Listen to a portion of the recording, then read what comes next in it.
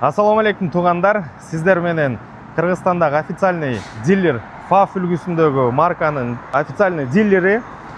Мен жанымда мистер Жаң, ошол жақтағы FAF дистрибьюторлардың Қытай тармағындағы шефі деп айтсақ болады, біздің партнер. Ал эми көпчүлүктүн сураныштары боюнча биз сиздерге FAF самосвал боюнча толугураак бир маалымат берели деп чечтик. Биздин дарек Фрунзе көчөсү 108. Бұл деген Сокулук районунда жайгашкан село Кожомкул. Могул Ден Сеопина менен шлагбаум менен түштөңүздөр эле ушул эме жолдун жээгинде эле жайгашкан. Бул FAF үлгүсүндөгү самосвалдын өзгөчөлүктөрүн сиздерге бүгүн түшүндүрүп, толук жай баракатындачы айтканда сиздерге толук маалымат беребиз. Хова Синатрактан айырмасы эмнеде, кандай түрлөрү бар, эмне менен айырмаланат, артыкчылыктарын, кемчиликтерин сиздерге бүгүн толук түшүндүрүп беребиз. Алло, салам. Мистер Жаң сиздер менен учурашып аткан учуру. Тилекке каршы мистер Жаң орусча да, кыргызча да билбейт, ошондуктан мен сиздерге бүгүн толугураак айтып берем. Ал эми сиздердин маңдайыңыздарда турган, көрүп турган бул жерде G6P үлгүсүндөгү самосвал. Бунун кузову квадратный, вафельный деп коет 390 аттын күчү бар. Булардын мотору, мостунан айырмасы жок, болгону бир аз кабинадан эмне менен айырмалат, аны дагы сиздерге түшүндүрүп берем. Ал эми бул деген G6L деп коет бул кабинаны. Бунун кузову толугураак келсеңиздер, кузову овальный болуп эсептелинет. Шашпай азыр сиздерге бүт айырмачылыктарын мындайча айтканда түшүндүрүп берем. Биринчи могул самосвалдан баштайлы. G6P бул жерде 390 аттын күчү бар. Азыр бул жерде бегущий шина турат. Бул деген көбүнчө трассага колдонот экен, бул шинаны карьерага жарабайт экен. Буну айырмасы бар. Буну карьерный деп коет экен. Шиналардычы. Булар камерный, диаметри R20. Кааласаңыздар алмаштырып берип кое берет. Бул экөөнүчү карьерге иштейм, оор жүк көтөрөм десеңиздер, экөөнү алмаштырып берип коет. Моторунан баштайлы. Мотору бунуку 11 объем, 390 аттын күчү бар. Бирден түшүндүрүп кете берейин, бул воздушный фильтр менен масляной фильтр. Эгерде двигательга бул абаны мындайча айтканда двойная фильтрацияда эки кабат тазалык менен алып келет. Эгерде сиз воздушный фильтрдин тазалап алмаштыра албай калсаңыз, убагында коркпоңуздар, бул жерде масляной фильтр бар. Ошондуктан сиздин моторуңузга постоянно таза воздух келет дагы, мотордун иштеши мындай көбүрөөк болот, ишенимдүүрөөк болот. Бактын объему эгерде адашпасам 600 литр. Бунун Ховадан азыр ушул жерден артыкчылыгынан баштайын. Биринчи эле Хованыкы 371 аттын күчү бар. Буда 390. Моторунан Вичай мотор турат. Бул жерде FAF-тыкы бул жерден жакшыраак. Кузовду ала кетсек, кузовдун түйү 1 см, капталы 0,8. Бул спецзаказ менен атайын калындатып келген. Ошондуктан бул кузовду сиз оор таш ташыганда мыйрыйып калбайт, кузов деформация болбойт да, көпкө чейин иштеп берет сизге, кызмат кылыпчы. Ал эми рессоруна келсек, рессорунда 12 слой рессор турат, усиленный. Ар бир мосту бунуку 16 тоннадан жүк көтөрөт. Ар бири мындай китебинде да жазылганда 16 тоннага рассчитанный. Бул өзү самосвал 25 тонналык. Дөңгөлөк жарылып кетпесе эле, бул 30-40 тоннага чейин көтөрөрөт деген маалыматты бизге берип атышат. Эми заводдон деле, бектен мистер Жаң делечи. Бирок эми шинандагы күчү, кудурети чектелүү да. Ошондуктан 25 тоннаны сиздер 390 аттын күчү менен 16 тонна көтөрө турган бир мосту менен сиз кенен эле 25 тоннаны ойноп ташыйсыздар. Ал эми дагы бир артыкчылыктарды ала кетсек, бул жерде кузовда артындагыны усиленный, цептерде калын, башка самосвалдарда бул нерсе жок деп айтып атат. Хованыкын мен өзүм көрө элекмин чындыгындачы. Анан бул жерден төгүлүп, чачылып, жүктөрүңүз баары чачылып кете бербейт.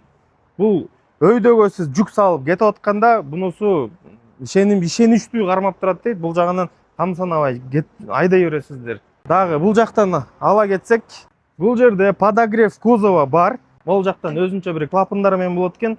Буну жаап койсоңуз подогреви жок, ачып койсоңуз кузовда подогрев боло берет. Жүүңүз кышында болсо тоңуп калбайт да. Кузов жылый берет.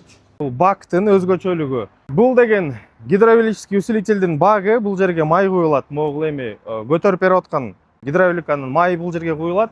Бунун өзгөчөлүгү башка самосвалдарда материалында ичинде темир менен капталган дейт. Көп бир канча бир жылдан кийин ичи ржавчина болуп кетет экен дагы. Анан кийин фильтрга, моторго сиздерге бир кир, май кирип калат экен дагы, өлтүрөт дейт системанычы. А бунун ичинде жакшы сапаттуу бир пластик менен жазалган экен, ичи ржавчина болбойт экен. Ошол дагы өзгөчөлөнөт экен бул самосвалдыкычы, фавтыкы. Ал эми сиздерге дагы рама боюнча маалымат бере кетели. Бул жерде двухслойный рама турат, 2 лист капталган. Көпчүлүк самосвалдарда сырткы слоюнда 8 мм экен, ички слою 5 мм. Бунун өзгөчөлүгү 2 листтен 8 мм. Бул жерде 16 мм усиленный болот экен. Оор жүктү дагы эртең камсанабай ташый бересиздер. Бул жөнүндө айтып бердик. Эми кабинасына кире кетели, кабинасын көргөзүп. Бунуку жабык экен ар жагынан. G6P менен G6L'дин айырмасы бул болгону подкрыльниктерде экен, мунукунда жок, мунуку выпирающий чыгып турат. Чоң деле өзгөчө жок экен. Бираз спальный местосы хованыкынан бираз эми тарыраак болот экен спальный местосы. Бирок эми карьерде иштеп жүрүп көп уктаган деле албайт да көпчүлүгүчү. Ошондуктан эми балким бирөө сиздер үчүн бул важный бир элементтер. 10 ступка. Бул жерден монитордо эмелердин көргөзүп кой, кнопкаларынчы.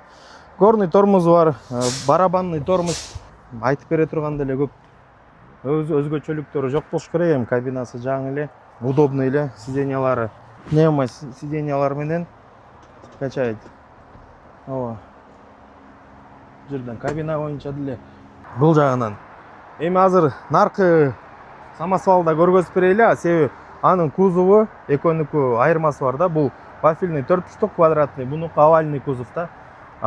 Буну болсо 4 көбүнчө кирпич ташыганга, ушундай городской эмелерге алышат экен. Могундай овальный кузовду буну кум таш жүктөгөнгө атайын предназначен экен да. Себеби бурчтарында эч жакта кум таш калып калбайт. Ошондо толугураак көргөзөлү. Ал эми азыр овальный кузовдагы хованын жанында турабыз. Бунун өзгөчөлүгү түйү калын, капталы 0,8, түйү 1 сантиметрден да тышкары. Бунун кузову мындай бир чыкканда, варенный эмес, кошулган эмес. Анан кийин бунун шофтору роботизированный сварка, заводдон сваркаланган, адамдын колу менен эмес. Ошондон бунун шофтору эч качан ажырабайт.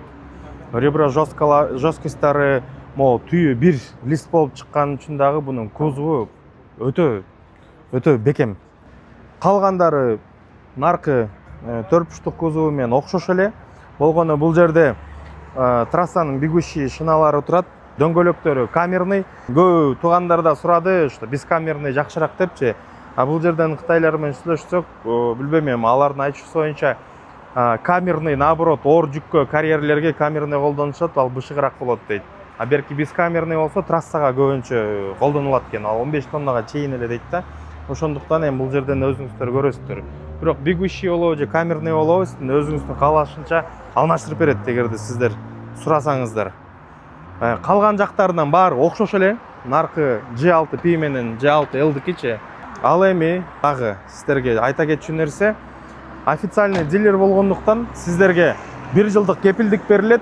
Гарантия на обслуживание деп коет. Ал мост, коробка, моторго. Эски самосвал алып, аны оңдоп, кечке жүдөгөнчө моундайдан жаңысын алып туруп 1 жыл ойлонбой айдаганыңыздар жакшы. Кыргызстандын кайсыл бурчунда болбоңуздар, сиздерге өзүнүн сервисный работниктери бул жерден фавтыкы Кыргызстандын любой бурчуна барып, сиздерге запчастьыңыздарды бекер оңдоп, алмаштырып беришет. Запчастьын издеп, запчасть боюнча в принципе кыйын деле болбой калды, бүт эле жерде бар. Кепилдиги эми официальный дилер да, буну айтып деле түшүндүрүп деле кереги жок. Дагы айта кетчү нерсе, бул деген кандай жолдор менен алсак болот дейт да көпчүлүгүчү. Бул лизинг бүгүнкү күндө мен билишимче эң жакшы эле сунуш элдик банк берип атат, РСК, элдик лизинг деген продуктунан. Биз баягы күнү барып сүйлөшкөндө 15,5% деп айткан. 30% баштапкы төлөм керек, официальный доход керек. Алы бересиздер, банк менен келишим түзүлүп даяр болгон. Кайрылсаңыздар, биздин адистер сиздерге толук маалымат берип, банктын өзүнүн кызматкери менен жолуктуруп, бардык жагдайларды сиздер менен сүйлөшө берет. Дагы эмне суроолор бар болчу? Көпчүлүгүнүн суроолору боюнча мынакей колдон келишинче максималный обзор кылдык. кабиналарды көргөздүк, өзгөчөлүктөрүн көргөздүк. Телефон байланыш номери боюнча чалып келе бересиздер. Сразу офиске келесиздерби же 1-2 саат мурун чалып, биз баратабыз көрөлү десеңиздер келе бересиздер. Ал эми дагы эми эстегенди айтып коеюн. Бунун 2 жолу бар да оформление кылгангача. Булар аз Бишкекте тургандар, булар уже физлицого келген. Физлицо деген бул эми жеке адамдын башына келген. Булардын под ключ номерлерин тагып бүт айдап ишке чыкканга чейинки баасы бунуку сиздерге 51.500 келип турат. Эгерде ИПга же ОСОго оформление кылам десеңиздер, Кыргызстандын границасынан кирип келе элек границада турган машиналарды алдырабыз, жаңы ушунун эле эгиздери. Аларды келгенде эле сразу сиздин юрлицо компанияңызга же ИПңызга каттайбыз. Мамлекет сиздерди 12% НДСтен налогтон бошотот. Ошондуктан сиздерге бул под ключ номер алганга чейин 46.800ге туруп айланып калат. Бул эми бир комментарийде окуп калдым, бирөө жазыптыр.